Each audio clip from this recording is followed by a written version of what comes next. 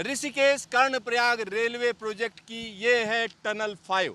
ये टनल 5 का पोर्टल 1 है। एक लंबी टनल है, ये कौड़ियाला में पड़ती है और यहाँ की एक अलग खासियत है।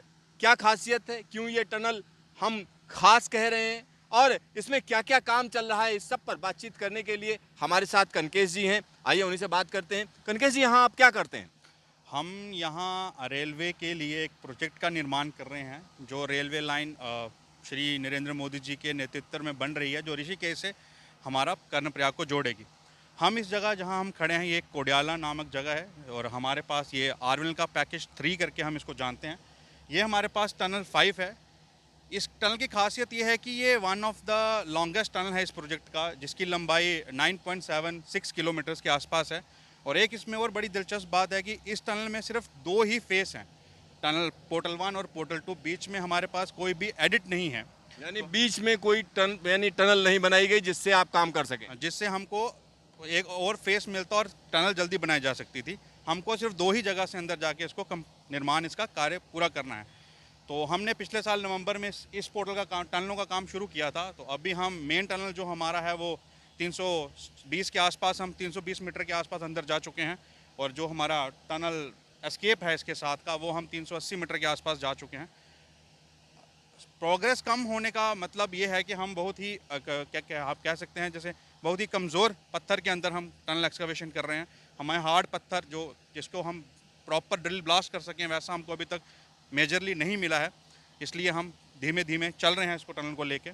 ये हमारा T5P1 करके है और इसके सामने अगर आप देख पाएँ तो यहाँ पर कैमरामैन से मैं कहूँगा सामने वाली टनल को दिखाएं, यानी जहाँ पर काम चल रहा है। अभी यहाँ पर टनलिंग नहीं शुरू हुई है, लेकिन दूसरे काम हो रहे हैं। तो यहाँ पर क्या चल रहा है ये, अगर हम इस टनल की बात करें? इसको हम कहते हैं सर, स्लोप प्रोटेक्शन का काम चल रहा है हमारा। स्लोप प्रोटेक्शन यानी कि हम पीछे का पहाड़ स्टेबल करके अपना टनल का फेस ओपन करते हैं, जिस तरह आप यहाँ देख पा रहे हैं। वहाँ खासियत ये है कि वहाँ हम स्लोप प्रोटेक्शन के साथ साथ वहाँ हम प्रोटेक्शन के लिए टच पाइल्स का इस्तेमाल कर रहे हैं। टच पाइल का मतलब यह है कि हम पाइलिंग, जैसे ब्रिज वर्क में एक पाइलिंग का कार्य किया जाता है, वैसा कार्य करके हम पूरी एक दीवार बनाएंगे जिसका 1 मीटर डाया है, तकरीबन 30 मीटर से लेकर 19 मीटर की उसकी गहराई रहेगी। उसमें जो सामने एक दीवार बनाई जा रही है, एक बार फिर से मैं कहूँगा टनल को दिखाएं। और जो सामने काम चल रहा है वो काम बिल्कुल अलग है, क्योंकि वहाँ पर जो काम चल रहा है धीरे धीरे करके जो हम कह सकते हैं टनल जहाँ पे बननी है उस लेवल तक आएंगे और उसके बाद उसमें काम शुरू होगा। तो यहाँ एक और चीज़ मैं जानना चाह रहा था कि जैसे वो टनल है, टनल 4 का पोर्टल 2 और उसके सामने ये ब्रिज है, ब्रिज के तुरंत बाद जो है आपकी टनल 5 है। तो इस इलाके की अगर हम बात करें तो किस तरीके की चट्टानें मिल रही हैं आपको? हमें अगर अभी हम वहाँ तो अंदर गए नहीं हैं, यहाँ अगर हम बात करें तो काफ़ी कमज़ोर तरह की चट्टान है, जिसमें हमको मशीन से ही खुदाई करनी पड़ रही है। हम 1 मीटर या 1.5 मीटर 2 मीटर खुदाई करके फिर पूरा, जैसे आपको ये दिख रहे होंगे स्टील के सेक्शंस, ये हम लगा के उसको पूरा शॉर्टकट से कवर कर देते हैं और प्रोटेक्ट करते हैं। ऐसा नहीं है कि हम 3-3.5 मीटर का ब्लास्ट कर दें, यहाँ हम वो नहीं कर पा रहे हैं। हमको बड़ा ही धीमे और बड़ी सावधानी और सुरक्षा, ताकि हमारे लोग जो अंदर काम करें उनकी सुरक्षा बनी रहे, इसलिए हम बहुत ही आराम से और धीमे रफ्तार से यहाँ काम कर रहे हैं। अच्छा, इसमें कोई, इस टनल के अंदर कोई पानी की दिक्कत या अचानक बारिश, यानी ढेर सारा फव्वारा चल रहा हो, ऐसा कुछ? हाँ, ये एक बड़ी इंपॉर्टेंट चीज़ है। ऐसा होता है कि जैसे ये हमारा अभी हम थोड़ा पास ही हैं, फेस से ज़्यादा दूर गए नहीं हैं पोर्टल से, तो बरसात के दिनों में हमें देखने को मिलता है कि जैसे जैसे बरसात ज़्यादा होगी वैसे वैसे टनल के अंदर पानी भी बढ़ता है। जैसे बरसात चली जाएगी तो पानी भी कम हो जाएगा। इवन कि जब हम अंदर खुदाई कर रहे थे तो जब हम कुछ दूरी गए तो एक ऊपर एक हमारे पास एक कैचमेंट नाला जैसा भी था, उसका भी हमको रिस्क था कि बारिश में अगर पानी भरता है तो अंदर आ सकता है।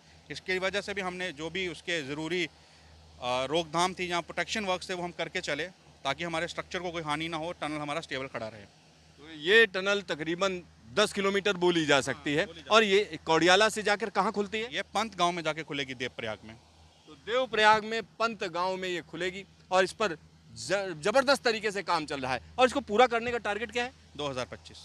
तो 2025 तक ये टनल पूरी हो जाएगी। इसके अंदर ट्रैक बिछाने का काम भी हो जाएगा। और तमाम लोग जो ये हमारा वीडियो देख रहे हैं उनको ये समझना चाहिए, क्योंकि ये इलाका काफ़ी कठिन है, क्योंकि हिमालय का ये इलाका है, ज़मीन के नीचे लगातार एक्टिविटी होती रहती है। अगर मौसम की बात करें तो मौसम बदलते यहाँ वक्त नहीं लगता है। और जब ज़बरदस्त बारिश होती है तो यहाँ पहुँचना मुश्किल है, लैंडस्लाइड का खतरा है, तमाम दूसरे खतरे हैं। और इसके अलावा अगर हम देखें तो यहाँ मटेरियल पहुँचाना भी आसान नहीं है।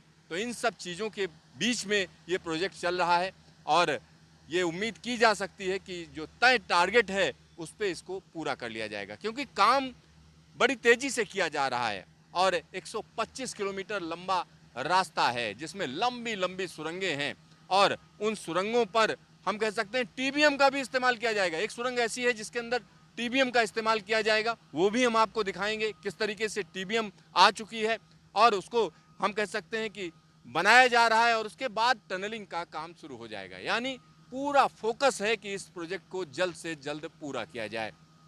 कैमरामैन हीरा मंडल के साथ सिद्धार्थ, न्यूज स्टेशन, कौड़ियाला।